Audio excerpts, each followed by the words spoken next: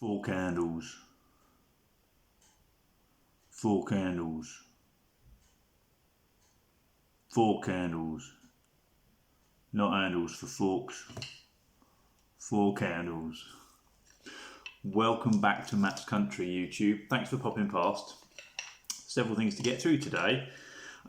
First thing, if you don't know what that joke is, I apologise. But the two Ronnies were legends, weren't they? Right, so first thing, we're going to make firelighters today. Not the kind of firelighters you use indoors in your fireplace, but the sort you use outdoors to light bonfires, especially if you're working outdoors, if you're burning stuff at woodlands or whatever, and you've got a lot to light, because it is sometimes hard to get things to light when you're outdoors, and you can buy firelighters, but if you're lucky and you ask the right questions in the right neighbourhoods, wandering to the right charity shops and stuff, you should have a result. So, first of all, let's get rid of this fork.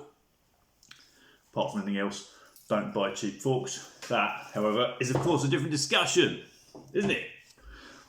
Oh, and in a bit, I'm going to show you a little update on how I'm getting on with the HW80 green gun stock that I'm working on. But first of all, let's talk about how we make firelighters at an affordable, possibly even nearly free price. The first thing is you need to get candles.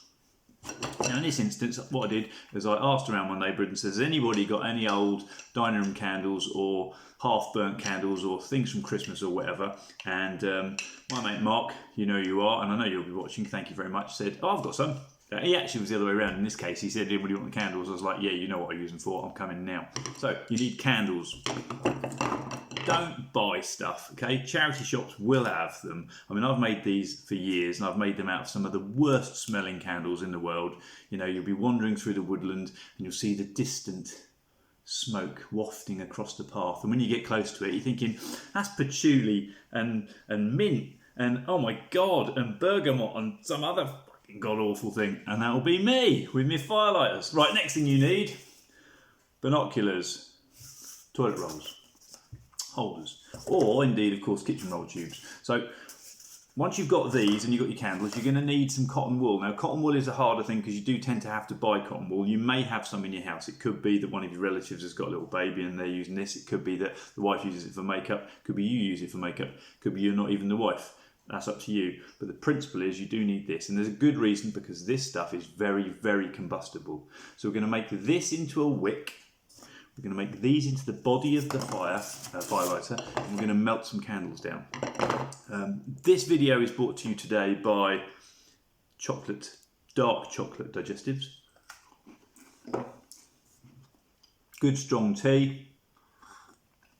And me saying thank you for being here. Right, you need an old pan. Once again, it could be a charity shop job. It might be a nan who's got one in a cooker, in a cupboard. I've been using this today just so that I can film in front of you, because you do need to see this, but you would normally use your own cooker at home.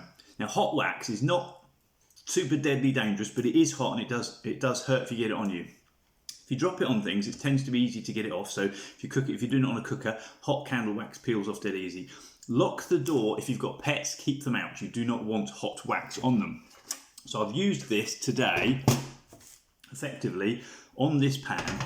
And what you do is you grab your candles, you snap them in half. You find that your expensive blue candles are actually white inside. Most candles are only coloured on the outside. You just cut them so they're easier to get in the pan, and you drop them in, and then you light the old boy up, and then you start melting. Now, there are some fumes, but they're no worse than the fumes you normally get from a candle lighting. However, windows open is a good idea. While that's going on, toilet roll tubes. Now, what I'd suggest is for these, cut them into 3 pieces. Doesn't have to get squashed because you're going to open them back out again. And then get yourself an oven dish of some sort and a bit of greaseproof paper or a bit of newspaper. What we're looking to do is we're looking to get these on here, and we're going to be filling them with this. So each of these has some of this pushed in. Doesn't have to be full to the top. You do need to get a reasonable amount in, and you'll be able to practice this and get it wrong and get it right.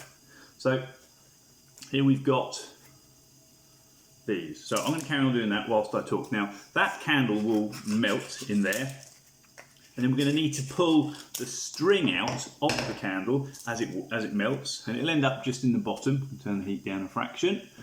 Okay, just so you can see what's going on in here. See? There you go, see it all sloshing around. Heat down a bit. Keep putting these in here. And then we're going to pour the hot wax onto them. And the reason we need the greaseproof paper or something else is so that we don't stick our new firelighters to our oven tray, because otherwise they will. Right then, so what we've got here is like little cakes. Make sure they're pushed down and they're flat to it. Turn the heat off. We've got some fumes now. That's why the windows are open.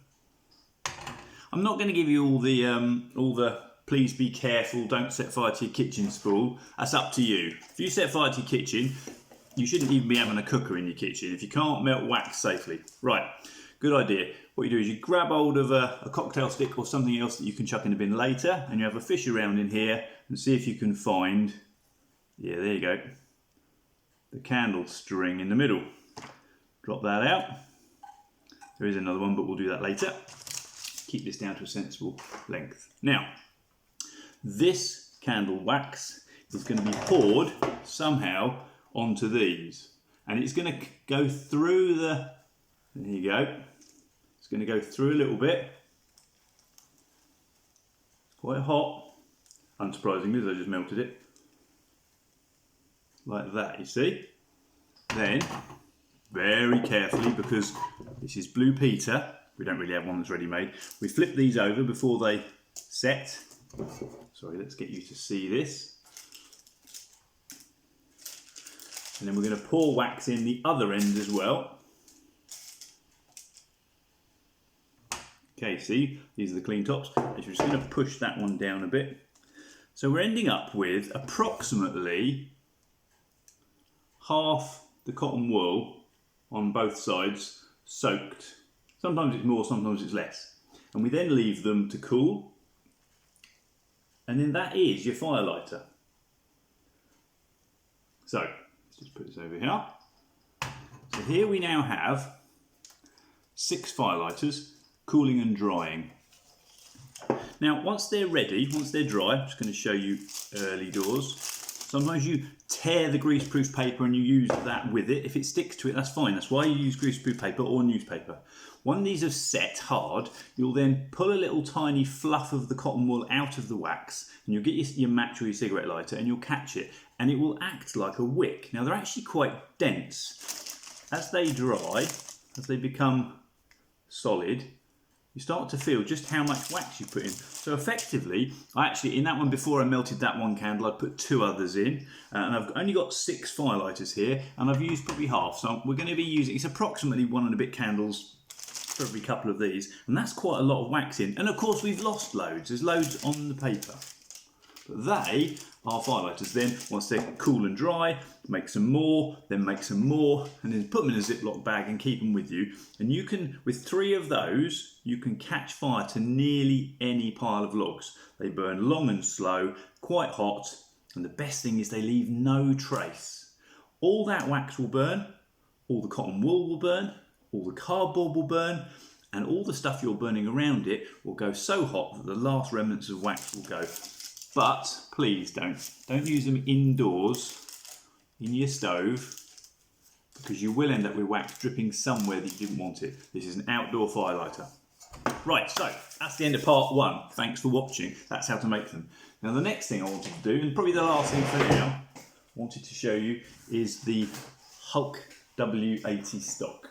This has now had 2 coats of the green stain, and it is patchier than I expected. I'll be honest, it really is.